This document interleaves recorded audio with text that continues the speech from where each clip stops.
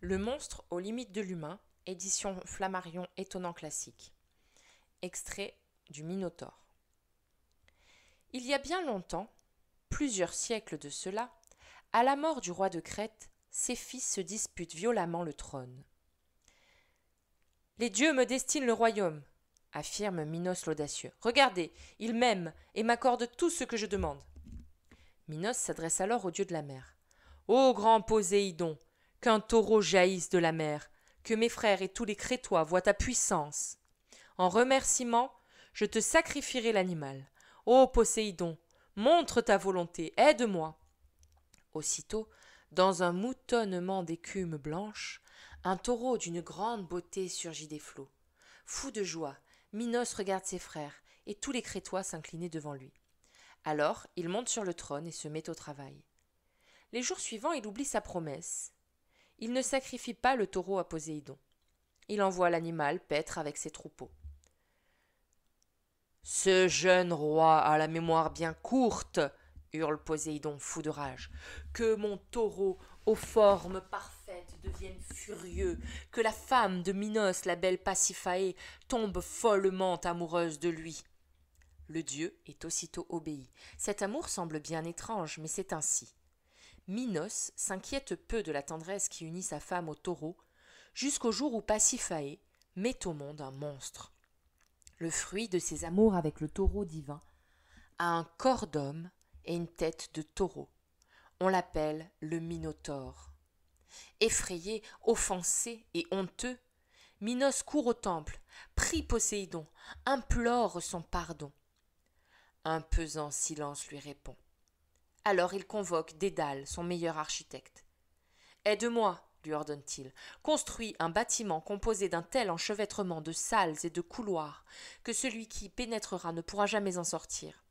Dans ce labyrinthe, j'enfermerai le Minotaure. Ainsi je ne verrai pas le fruit des amours défendus de Pasiphaë avec le taureau. Dédale obéit, et bientôt l'horrible bête, mi-homme, mi-taureau, erre solitaire et affamé dans son palais sans issue. Alors Minos, soulagé, reprend sa vie de roi, de bon roi, qui travaille beaucoup, rédige des lois remarquables, gagne bien des guerres et s'empare de nombreuses îles et cités glorieuses. De victoire en victoire, Minos exige toujours plus des peuples vaincus. Aux Athéniens, il ordonne que, tous les 3 ans, 7 jeunes hommes et 7 jeunes filles quittent Athènes, franchissent la mer jusqu'en Crète et entrent sans armes dans le labyrinthe pour être dévorés par le Minotaure. Sort cruel! Chacun sait qu'il est impossible de tuer à main nue un tel monstre. Chacun sait qu'on n'en ressort jamais vivant. Les années passent. Les Athéniens s'apprêtent à envoyer des jeunes gens pour la 3e fois vers la Crète.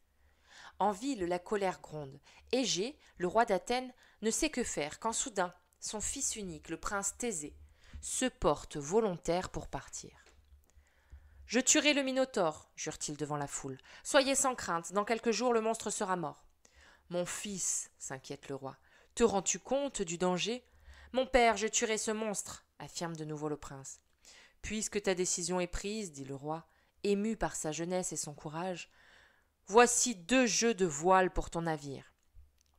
Utilise les voiles noires pour le voyage aller, qui est si funeste, et les voiles blanches pour le retour, qui sera joyeux.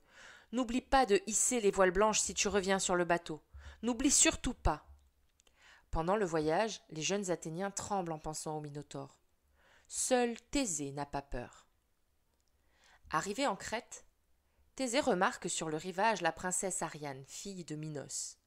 Il la trouve fort belle et elle le trouve magnifique. Elle ne veut pas qu'il soit dévoré par le Minotaure et décide d'aider celui qu'elle aime déjà. Elle pâlit en pensant à la fureur de son père. « Prends cette pelote de fil, propose Ariane au prince. Quand tu seras dans le labyrinthe, déroule-la tout au long du chemin. Ainsi tu retrouveras la sortie. Mais promets-moi de m'emmener avec toi et de m'épouser. Attends-moi, douce princesse. Je tue ce monstre et t'enlève aussitôt. Tu seras ma femme, murmure Thésée. Je te le promets.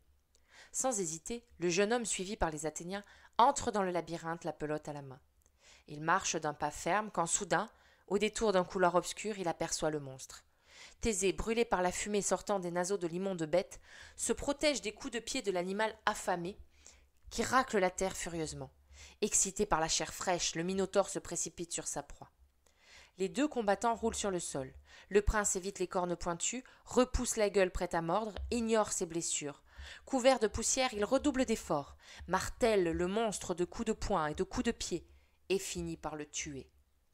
Enfin, le Minotaure est là, à ses pieds, anéanti. Pour sortir du labyrinthe, Thésée suit le fil de sa pelote, qui court le long de salles vides et de couloirs tortueux. Il retrouve ainsi son chemin. Il tire le Minotaure par l'oreille et l'abandonne devant la porte où l'attend la belle Ariane. Minos verra ainsi que le monstre est mort. Craignant la colère du roi, Thésée, Ariane et les jeunes Athéniens se précipitent au port, s'abordent les navires crétois pour ne pas être poursuivis, embarquent sur leur vaisseau, hissent la voile et gagnent la haute mer. Le soir même, le cœur en fête, ils font escale dans la petite île de Naxos. Le Minotaure est mort, Athènes est sauvée. Le lendemain, à peine éveillée, Ariane aperçoit au loin le navire aux voiles noires. Elle est seule. Thésée l'a abandonnée. Mais bientôt Dionysos, le dieu du vin, arrive sur son char attelé de panthères. Fasciné par la beauté de la jeune femme, il l'épouse. Ariane a perdu un prince, mais gagné un dieu. Pendant ce temps, le navire de Thésée file vers Athènes. Comme il oublia la promesse faite à Ariane, le jeune prince oublie celle faite à son père. Depuis des jours et des nuits, le roi Égée, fou d'inquiétude, scrute en vain l'horizon. Il attend son fils unique. Enfin, il aperçoit le bateau. Les voiles noires flottent au vent. Désespéré, il se jette à la mer et se noie. En souvenir de lui, cette mer porte son nom, on l'appelle la mer Égée.